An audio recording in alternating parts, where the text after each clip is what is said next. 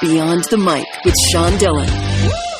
We're joined on the Starline by a Northwestern University Offensive Tackle from Skokie, Illinois, who works security for Queen on tour. One night, Freddie Mercury asked him to play Superman. His response? That's been done. How about Darth Vader?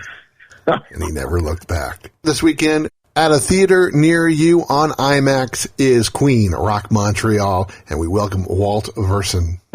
Sean, you've done your homework, and I'm impressed, man. Being a former college student, those who do their homework are near and dear to me. I wasn't one of them, but I do love those who did their homework. So thank you. Skokie, Illinois. I do my homework. Walt, let's go beyond the mic. You encouraged Freddie's theatrics. How did that day nearly 30 years ago change your life? Oh, well, nearly 30 years ago. How about 40 years ago? I was trying to be generous. No, man. I was 22 years old when that day happened, and I am now 65 years old. So go ahead. You do the math. You had to go along with the ride with their creativity. I mean, yeah, I encouraged it I encourage Fred's creativity like I'll encourage the sun to come up on the West Coast in about 45 minutes. It's like, I can take all the credit I want, but that's going to happen.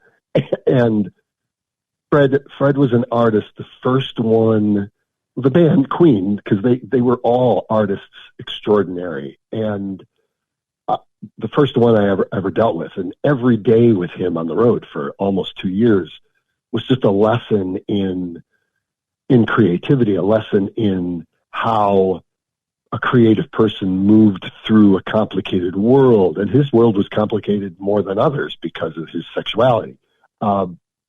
Really, it was an eye-opening experience that changed my life. And in a small way, no small way, it saved my life because I was a little directionless at the time. I hadn't finished school. My football career was not successful.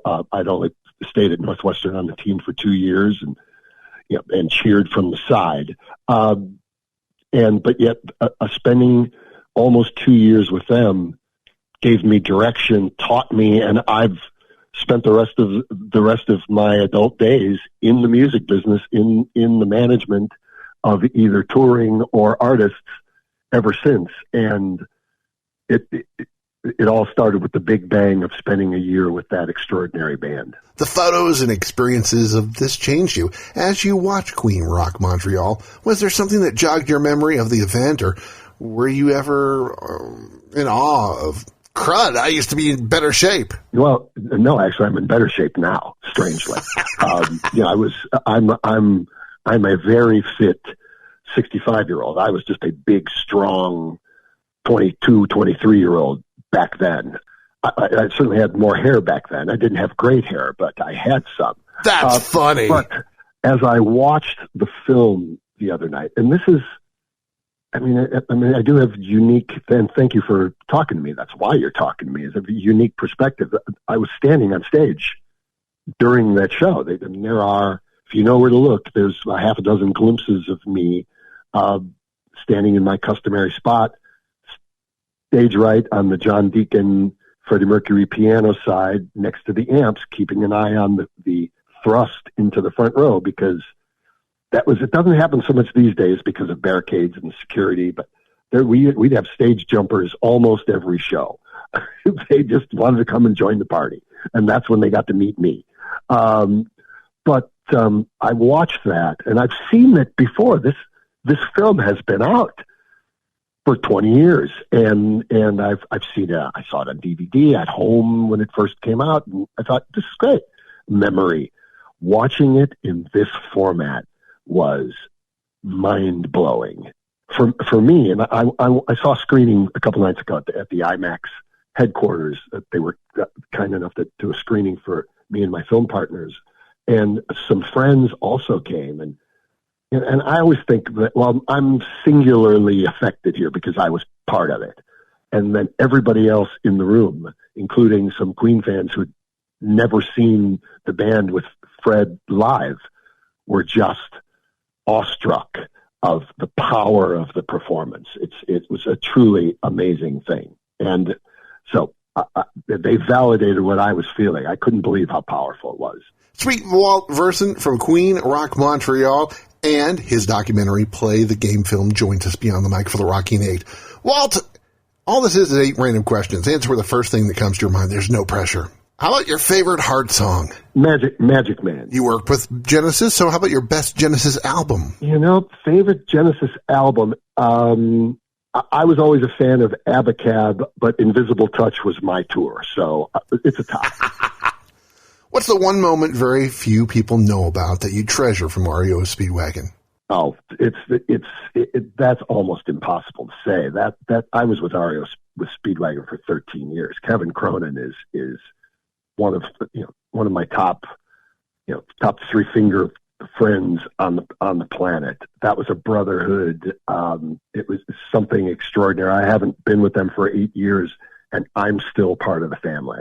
I saw him he played with the Jimmy Irsay Collection Band the other night in Los Angeles, and he and Billy Gibbons stole the show. One night, there isn't one moment. It's a 13-year moment. What was the last Northwestern football game you ever saw? I saw one half of the Rutgers game this year. One half of the Rutgers game this year. I left at halftime. Now, as a Northwestern alum, do you like or dislike having to play USC and Washington in the Big Ten? Well, since I'm a 65-year-old man, I have nothing to do with it. I think it's fantastic. It's fantastic as a fan, but college football is no longer college football. It is professional football with another name. And I think it's great that USC and Michigan are going to be vying for the same position in a league. How long this lasts, who knows? But I think it's kind of fun. After all those shows, all those years, you have to have a favorite Queen song. Don't Stop Me Now is my favorite, but I was Darth Vader for a period of time on stage, and so I have listened to We Will Rock You with Freddie Mercury on my shoulders. It's hard to get away from that as not being the favorite. What's your best moment as tour coordinator for the Big Three? Big Three.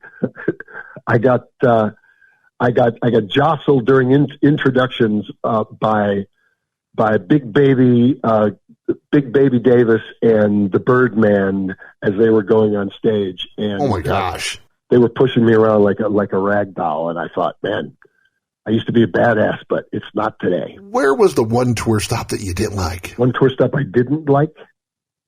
I've learned to like all of them. Some of the ones that I didn't like before because I didn't really understand them.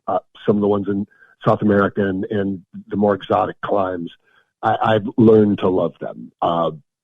There's nothing wrong. Every tour stop is a great stop. Walt Versen from the incredible Queen Rock Montreal in IMAX joins us beyond the mic for one big question. Walt, you've remained friends with Brian May. Weeks ago, you had a reunion of some of the security staff of Queen. You went to a show with Queen with Adam Lambert. What emotions went through your mind as you all came together backstage?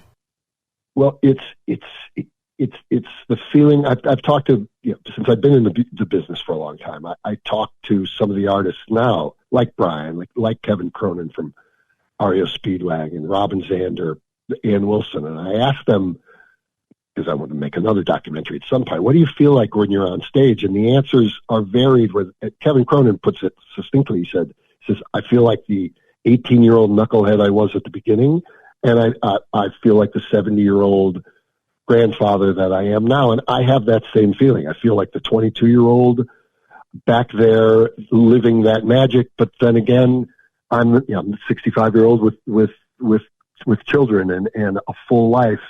It's an extraordinarily rich feeling.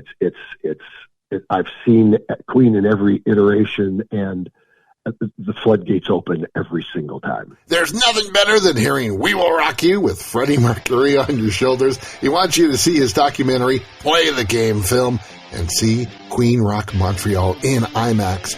Walt Versen, thanks for taking the time to talk with us today. All right, Sean, man. Thanks for talking to me. I appreciate it. Go see the film. It's worth every minute. And that, my friends, is a Beyond the Mic shortcut.